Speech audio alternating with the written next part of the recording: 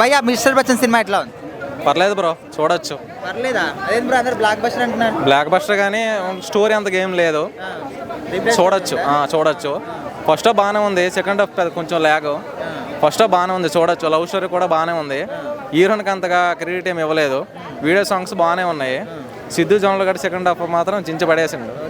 3 minutes బాగానే ఉంది, fight scene గట్రా బాగానే ఉంది. ఇది ఓవరాల్గా ఈ సినిమా ఏంటంటే ఐఐటి ఆఫీసర్ ఎలా సిన్సియర్గా ఎలా ఉంటారని చూపించారు అంతే. జగదబాబు స్టోరీ, జగదబాబు విలన్ అసలు స్లో. జగదబాబు అసలు అంటే వీడియో సాంగ్స్ బాగానే ఉన్నాయి కానీ విలన్ క్యారెక్టర్ అసలు ఏం లేదు బ్రో. జగదబాబు అనేది వెరీ స్లో. అంతకు సెట్ కాలేదు. జస్ట్ లవ్ స్టోరీ అలా లేక నడిచింది ఫస్ట్ హాఫ్. సెకండ్ హాఫ్ అసలు హీరోని ఏం కనిపించదు. లాస్ట్లో మళ్ళీ అంతే, లాస్ట్లో నార్మల్ కనిపిస్తుంది అంటే. ఓవరాల్ హరిశంకర్ అంతగా ఏం లేదు బ్రో అసలు. రవితేజ్ ఎనర్జీ బాగుంది, కామెడీ టైమింగ్ బాగానే ఉంది. ఆ కమెడియన్స్ అందరూ బాగానే కామెడీ అంతా బాగానే ఉంది.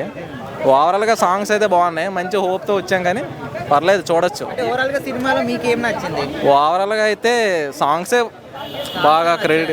సాంగ్సే. స్టోరీ ఏంటి bro? Heroine Bhagyashree next choice రావచ్చు మూవీస్లో.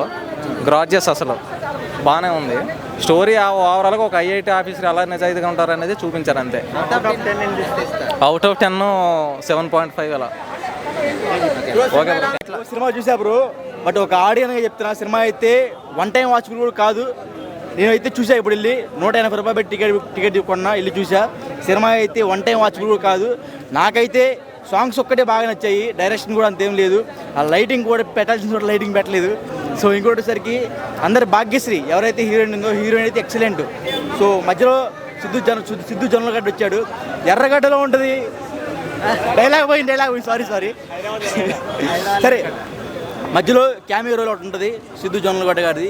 సో ఆయన కూడా ఆ చిన్న క్యారెక్టర్ ఏదవుతుందో, సో అది కూడా చాలా మంచిగా ప్లే చేశారు. సో అది సినిమా మైనస్ అంటే డైరెక్షన్.